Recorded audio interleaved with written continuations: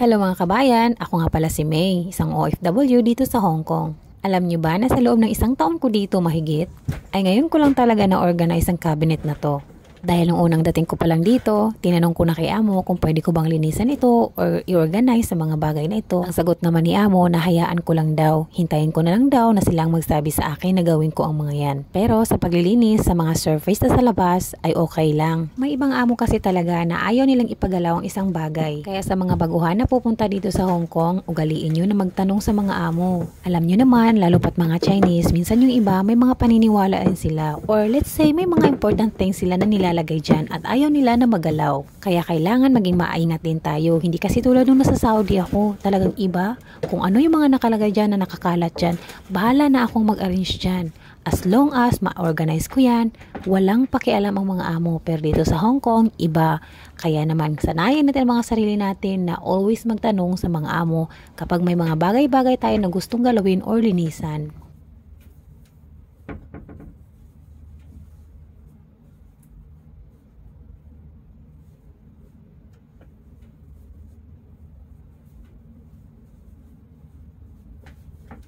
May mga nakikilala din naman ako ng mga kabayan dito na wala namang pakialam ang mga amo nila. Pero kadalasan talaga, ayaw ng mga amo nila na may mga bagay-bagay sila na ililipat. Kaya naman, respeto ang kailangan at syempre maging maingat tayo. Dahil madalas yung mga ganung bagay, isa sa dahilan na nateterminate ang isang kabayan dito sa Hong Kong. Marami din namang mga reason kung bakit nateterminate ang mga kabayan natin dito sa Hong Kong.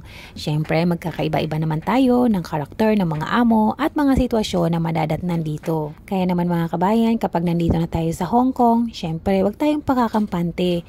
Lagi tayong alert, lagi tayong maging competitive as much as possible. Kailangan nating makatch up lahat ng mga instruction ni Amo dahil isa yun sa mga gustong-gusto nila.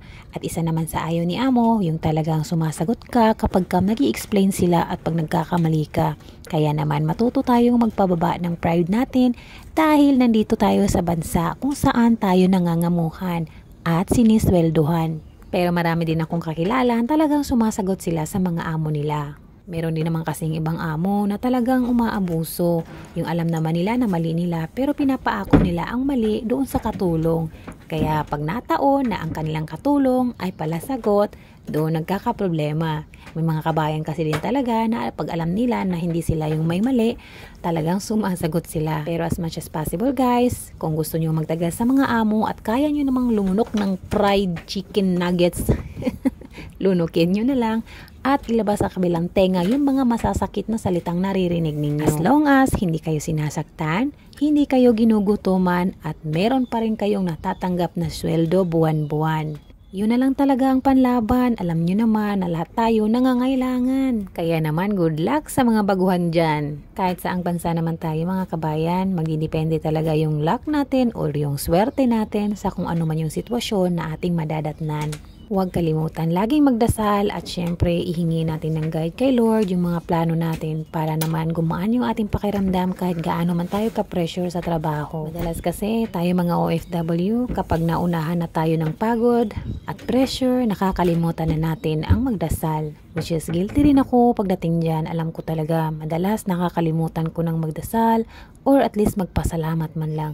Kaya sa totoo lang minsan pakiramdam ko talaga ang bigat ng loob ko lalo kapag yung puro pressure na lang ang iniisip ko. Lalo kapag sinabayan pa ng mga problema sa Pilipinas na hindi mo alam kung paano mo isusolve dahil nandito ka sa ibang bansa. Akala ko kasi dati pag nag-abroad okay na, marami kang pera, ang saya-saya. Alam mo yun ang expectation ko. Iba pala talaga sa mga reality na mararanasan dito. Pero kahit papano, pasalamat pa rin ako dahil kinaya ko. Kaya good luck mga kabayan, ingat tayong lahat sa mga trabaho natin at mag-pray para kahit papano lagi tayong gabayan ni Lord.